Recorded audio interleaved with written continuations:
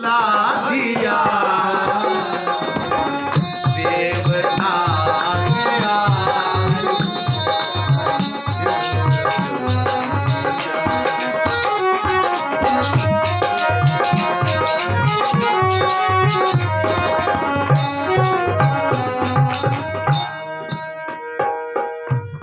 तन की खबर ना रही, मन को भुला दिया। तन की खबर ना रही, मन को भुला दिया, मन को भुला दिया। देवता ने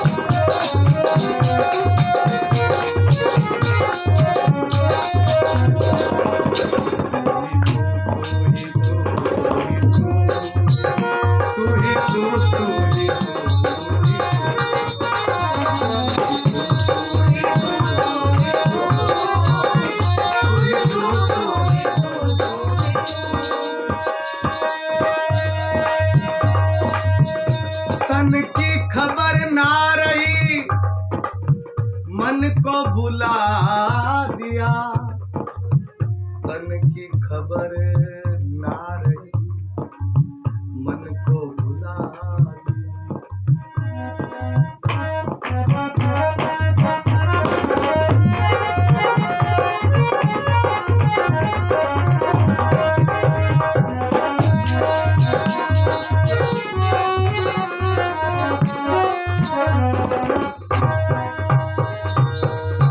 मीराबाई कहती है, जो परमात्मा से प्रीत लग जाती है, असल में जिसके प्यास जागृत हो जाती है, तो उसके एक अलग तरीके की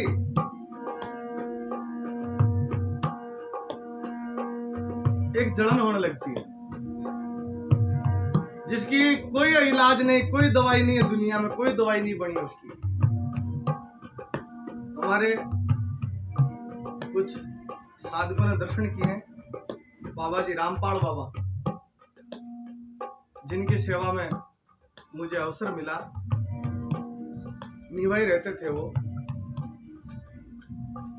जब कोई दादू दयाल या कृष्ण के ऐसे प्रसंग सुनते तो उनकी आंखों में आंसू बहने लगते, और आंसू इतने बहते कि वो जोर जोर से चिल्लाते, पागल की तरफ, जैसे पागल हो जाते हैं ना, ऐसे। हम ऐसे प्रसंग छेड़ते कि देखो दादू दयाल ने उस परमात्मा को कैसे पाया, वो कैसे दादू दयाल उस परमात्मा के लिए बिलख बिलख करके गाए हैं। बस इतना कहना होता और वो खुद बिलखने लगते हैं, और उनके तन बदन में जैसे आग लगती हो, जैसे कोई करंट चलता हो, ऐसे आग लगने लगती। हम कई बार डॉक्टरों के पास ले गए, वेदों के पास ले गए। डॉक्टर कहते हैं कि सब बीमारी का इलाज है, पर इन बाबा जी की बीमारी का कोई इलाज ही नहीं है। बोले हमने सारी जांचें करा दी, इसमें कोई जांच में कुछ आता ही नहीं है। मीरा कहती है, एरी में तो दर्द दीवानी, दर्द न जाने को, दर्द की कोई मापदंड नहीं हो पा रहा। महाराज, कुछ वेदों ने कहा कि आप एक काम करो, इनके शरीर में आग सी लग रही अंदर से, तो आप चंदन के तेल की मालिश करें। तो हम उनके चंदन के तेल की मालिश करते, ताकि उनके शरीर में शीतलता आ जाए। और ये तो मन और तन जो है शरीर से जुड़े हुए हैं एक दूसरे से, तो ये मन में जलन पैदा होती तो शरीर में भी होने लगती है। तो हम चंदन के तेल की मालिश करते, एक जैतून के तेल की मालिश किया करते बाबा जी, और वो बिलक बिलक करके ऐसे रोते थे। तो हम कई बार प्रसंग छेड़ते और प्रसंग को हमें बंद करना पड़ता, हम दूसरी बातें करने लगते, तब वो शांत होते। नहीं तो ऐसे पागलों की तरह ऐसे हो जाते, कहते कहाँ है राम, कहाँ है दादू, कहाँ है कृष्ण, ऐसे करने लगते। ऐसे उनके अंदर वो वीर्य अग्नि लगने लगती। वो एक अलग ही जिसको होता है वही जाने, जिसकी नाक फटी हो पांव की बिवाई, और क्या जाने पीड़ पर। किस देवता ने आज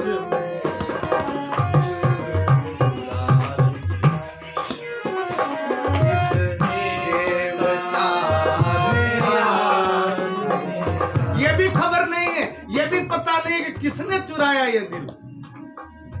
उसकी खबर लग जाए तो पकड़ ले उसको कि उसने, पर ये भी पता नहीं है कौन है अजीब सा, ये अनोखा कौन है जिसने कुछ चुरा लिया है। एक भीतर खालीपन महसूस हो रहा है, एक सुन्नापन, एक शून्यता छा गई है, कुछ बोल नहीं पाते।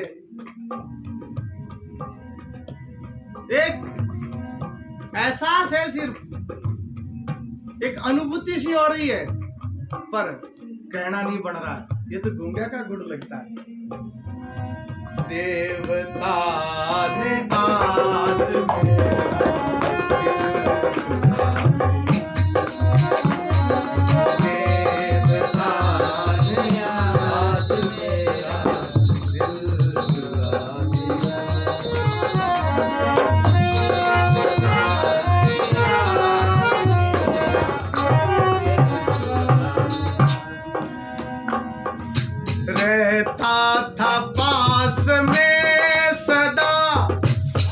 लेकिन छुपा हुआ रहता था पास में सदा, लेकिन छुपा हुआ करके दया दयाल ने, करके दया दयाल पर्दा हटा दिया,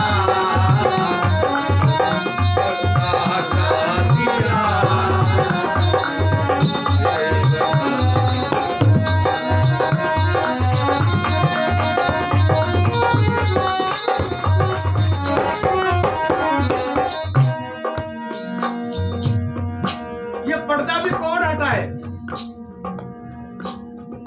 कोई सतगुरु हो ना, कोई ये पर्दा हटा सकता। दादू पर्दा भरम का रया सकल घट छाय, गुरु गोविंद कृपा करे तो सहजे ही मिट जाए। उसकी कृपा हो तो ये पर्दा मिट सकता है, नहीं तो नहीं मिटता। रहता था पास में सदा, लेकिन छुपा हुआ, लेकिन छुपा हुआ,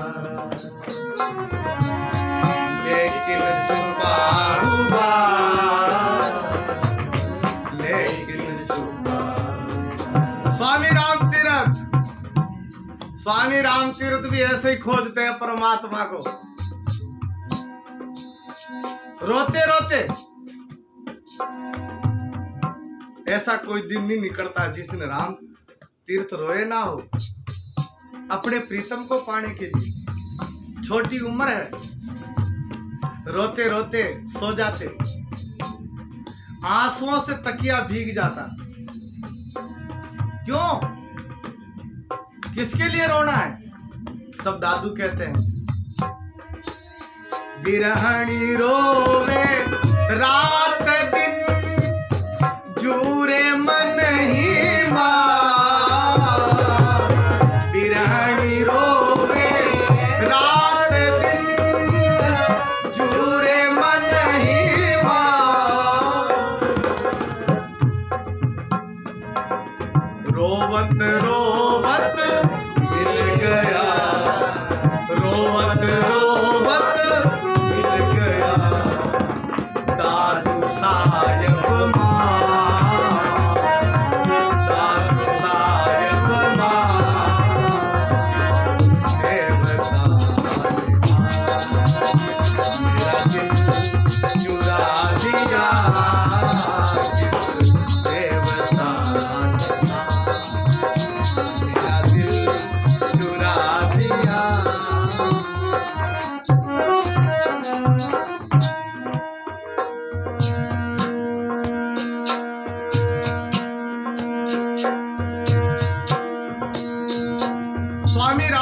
तीर्थ भी रोते रहते थे कि दादू कहते हैं ना कि ब्रेणी रोवे रात दिन जूरे मनी माई। क्यों जूरे? बोले दादू अवसर चला गया, प्रीतम पायो ना। समय जा रहा है, प्रीतम मिला नहीं, परमात्मा मिला नहीं, इसलिए रो रही है। तो राम तीर्थ कहते हैं कि मेरा भी तो समय जा रहा है, तो सोचता हूं कि रोग के परमात्मा मिलता है तो मैं उसके लिए रोता हूं। और स्वामी राम तीर्थ रोते हैं और ये कहते हैं, हे सावरा, हे कृष्ण, हे गोविंद, हमने सुना है तेरे तो बड़े बड़े सखे हैं, तेरे बड़े बड़े मित्र हैं, तेरे बड़े बड़े यार हैं, कभी हमें भी तेरा यार बना ले। स्वामी राम तीर्थ और ऐसे कह के बिलक बिलक के रोने लगते, तकिया लगा हुआ है। ऐसा कोई दिन खाली नहीं जाए जिस दिन आंखों में आंसू ना आए। क्या गोविंद ने कृपा करी, गुरु गोविंद कृपा करे। आज गुरु गोविंद की कृपा होती है। अरे गोविंद स्वामी राम तीर्थ के सपने में आते हैं और जैसे ही राम तीर्थ के सपने में आए, राम तीर्थ को कहा, तीर्थ राम चलो उठो, आप रोज याद करते हो, तो आज मैं आपसे मिलने आया हूं, आज मैं अपना सखा बनाता हूं आपको। स्वामी राम तीर्थ सो तो रहे हैं और सपना क्या देख रहे, कृष्ण से बातें करने लगे। कृष्ण सामने खड़ा है और आवाज लगा रहे, मैं तुम्हारा यार हूं, तेरा मित्र हूं, तेरा सखा हूं, बोल। स्वामी राम तीर्थ कहते हैं, हरे कृष्ण, मैं भी तेरा सखा हूं। बोले हाँ, तू मेरा सखा है, चलो एक खेल खेलते हैं। स्वामी राम तीर्थ ने कहा, बोले कौन सा खेल? तो कृष्ण कहते हैं, गोविंद कहते हैं, देखो मुझे लुक्का छुपी का खेल बड़ा प्यारा लगता है।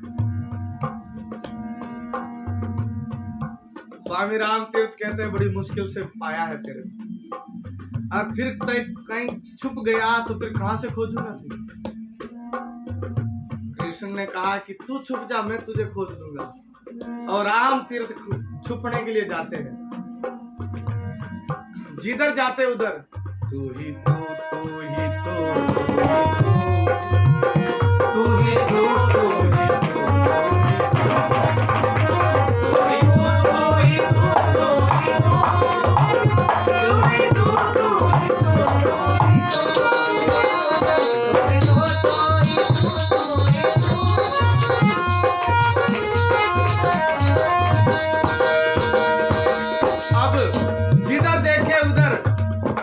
कृष्ण ही कृष्ण दिखाई दे। जंगल में छुपने की कोशिश की तो वहां भी कृष्ण, गुफा में छुपने की कोशिश की तो वहां भी कृष्ण, नदी में डुबकी लगाई वहां भी कृष्ण, समुद्र में डुबकी लगाई वहां भी कृष्ण, घर में छुपा तो वहां भी कृष्ण, जहां देखे उधर तू ही तू, तू ही तू, तू ही तू। स्वामी राम तीर्थ कहते हैं, कन्हैया सब जगह तू है, मैं कहां छुपूं? तब श्री कृष्ण ने कहा, ऐसा तो खेल कैसे होगा, तो चलो मैं छुपता हूं, तू खोजना।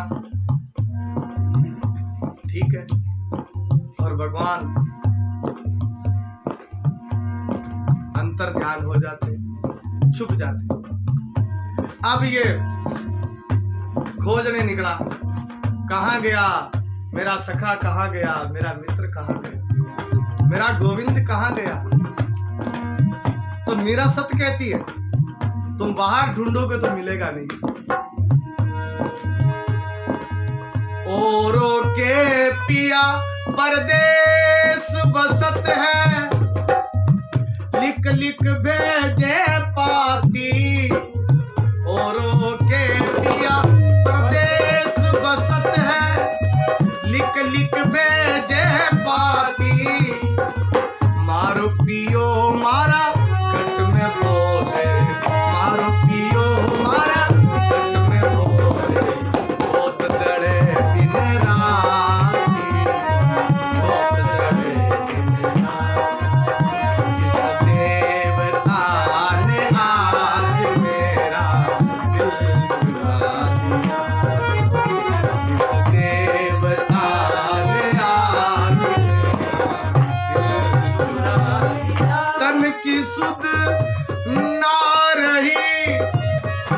मन को भुला दिया,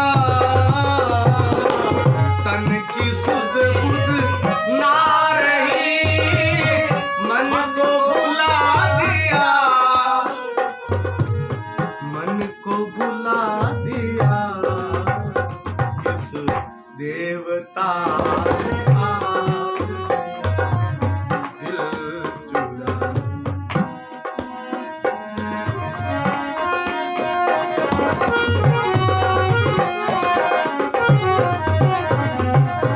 स्वामी राम तीरथ अब खोजते, कहां नहीं खोजा उसको, ऐसी कोई जगह नहीं बची जहां नहीं खोजा हो। संत दादू कहते हैं, केई दौड़े द्वारिका, केई काशी जा, केई दौड़े द्वारिका, केई काशी जा, केई मथुरा हो चले, केई मथुरा हो चले, सायब गटही मां, सायब गटही मां, सायब गटही। अब भूल गया, स्वामी राम तीर्थ भूल गए, जहां खोजना था वहां नहीं खोजा, बाहर खोजने लगे परमात्मा को। कोई द्वारिका में मिल जाए, कोई वृंदावन में मिल जाए, कोई अयोध्या में मिल जाए, बाहर ढूंढने लगे। हैरान हो गए, थक गए, मन थक गया, तन थक गया, चुप हो गए, मौन हो गए, ठहर गए।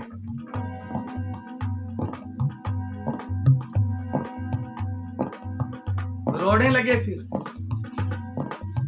बोले बड़ी मुश्किल से तो मिला था। ये सारी घटना नींद में हो रही है। स्वामी राम तीर्थ थे, सोए हैं, एक सपना देख रहे हैं और सपने में कृष्ण को पाया है और सपने में ही कृष्ण को खोया है और सपने में ही वापस पाने की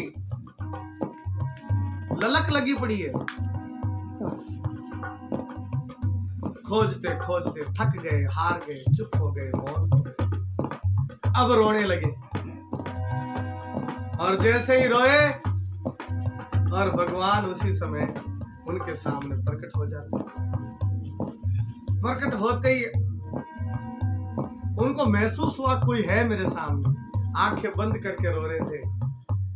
लगा कि एक अनुभूति होने लगी, कोई है मेरे सामने खड़ा है। आंख खोली तो सामने खड़ा, देख खड़ा और हाथ पकड़ लिया और हाथ पकड़ के गुस्सा किया, क्रोध किया उस पर। बोले ऐसे भी कोई घूमता है क्या, कहां नहीं खो जाते। और एक मुक्का उठाया और श्री कृष्ण के गाल पे मारा। मारते ही आंख खुली, नींद खुली। नींद खुली तो पता लगा कि खुद के गाल पे मुक्का मार दिया और गाल लाल हो गया। अब एक अचंभा हुआ, बोले ये क्या हो गया। अरे मैं तो कृष्ण को खोज रहा था, ये कृष्ण कौन था और ये खोजने वाला कौन था और ये मारने वाला कौन था और ये मार खाने वाला कौन था। क्या घटना घटी स्वामी राम तीर्थ की, पता करो। पता लगा कि कृष्ण भी मैं ही हूं और खोजने वाला भी मैं ही हूं, मारने वाला भी मैं ही हूं और मार खाने वाला भी मैं। बोध हो गया, अब बाहर नहीं ढूंढूंगा। अब पता चल गया, रहता था पास में सदा लेकिन छुपा हुआ। रहता था पास में सदा लेकिन छुपा हुआ। करके दया दयाल ने, करके दया दयाल ने सब पर्दा हटा दिया, सब पर्दा हटा दिया। इस देवता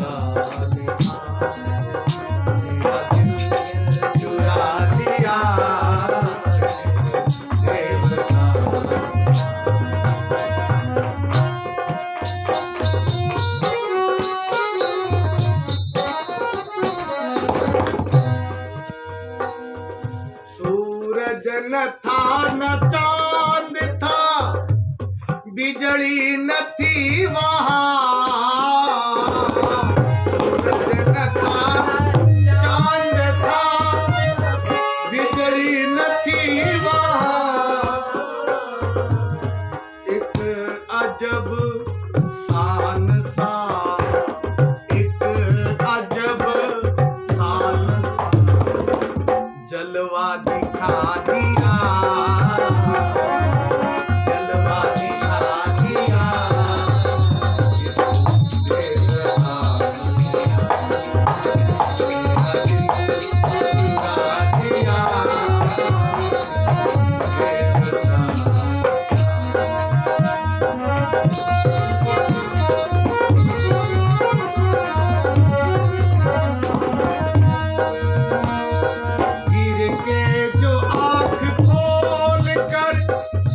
देखण लगा उसे, फिर के जो आँख खोल कर देखण लगा उसे, गायब था नजर से सोई, गायब था नजर से सोई। पास दिखा दिया, पास दिखा दिया।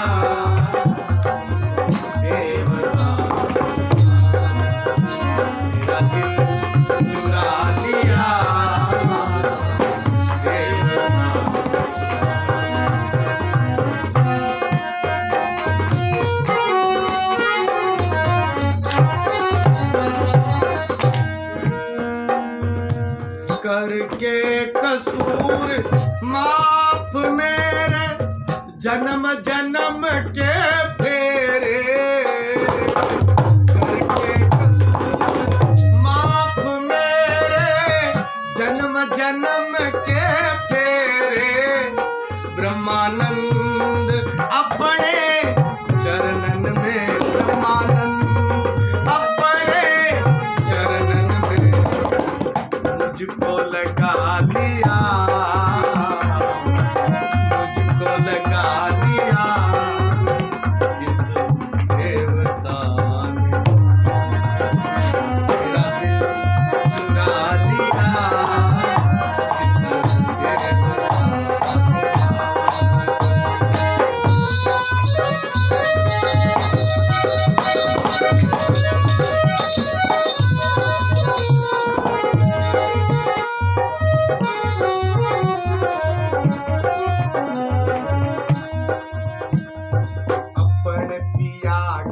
काज आज जो गण बन जाए,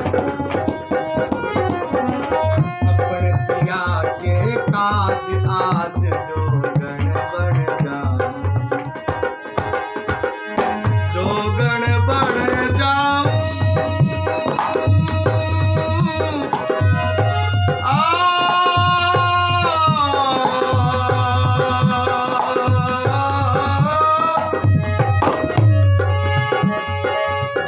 बन जाऊंगी आज, जो गण बन जाऊंगी आज। ओ अपने पिया के काज आज जो गण बन जाऊंगी।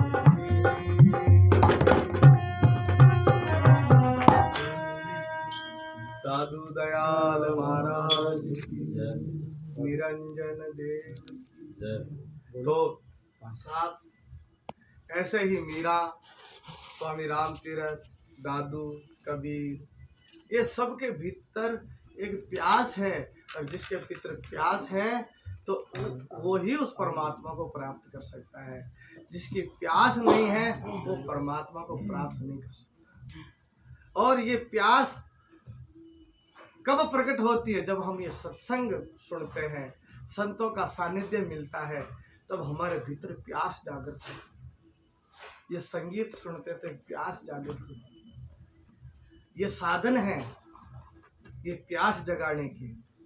ये सत्संग एक साधन है जिसे हमारे भीतर प्यास जगे उस परमात्मा से मिलने की। मीरा की तरह, सहजोबाई की तरह, गंगा सती की तरह, पानवा की तरह, कर्माबाई की तरह। फूलाबाई की तरह, भूरी बाई की तरह ऐसी प्यास थी साहब जो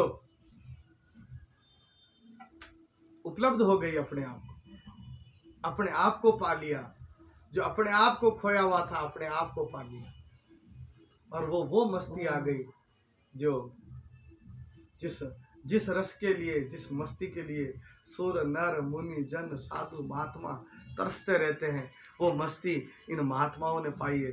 जैसे जहाँ हम बैठे हैं, हमारे ठाकुर राम सिंह जी महाराज ने ये मस्ती पाई है, और उनकी ऊर्जा से आज हम यहाँ बैठते तो हमें भी वो मस्ती आती है। ये तो हम कई जगह सत्संग में जाते हैं, पर वो मस्ती तो ऐसी जगहों पर ही आती है, नहीं तो वो मस्ती नहीं है। जो असल में है मस्ती में डूबे, उन्हें क्या परवाह जिंदगी की। जो उतरती है चढ़ती है मस्ती, वो हकीकत में मस्ती नहीं है। क्यों? ये तो प्रेम की बात है उधो, बंदगी तेरे बस की नहीं। तो ये यहाँ हमारे गुरु महाराज के दरबार में ये प्रेम रूपी प्याले पिला करके मस्ती दिलाई जाती है। तो आप सब यहाँ मस्ती लेने के लिए आए हैं, और ये असली मस्ती यही मिलती है। ये गुरु का दरबार है, ये गुरु का महकाना है। यहाँ आइए और यहाँ ये रस पीजिए सत्संग रूपी, और कुछ भी ना मिले तो मौन होकर के बैठ जाइए, गुरु महाराज अपने आप पिलाना शुरू कर दो। मौन में ही मस्ती शुरू होती है साहब। हमने कई बार यहाँ महसूस किया कि चलो थोड़ा ध्यान करते हैं। कई बार मैं अकेला आया यहाँ, तो मैं यहाँ ध्यान के लिए बैठा। तो कोरोना में तो बहुत अच्छा रहा कि हवाई जहाज उड़ना बंद हो गए थे, तो और ज्यादा शांति हो गई। तो अब मैं एक दिन आया तो यहाँ वापस हवाई जहाज उड़ना शुरू हो गया, तो इतनी तेज आवाज करते मैं शांत बैठा था।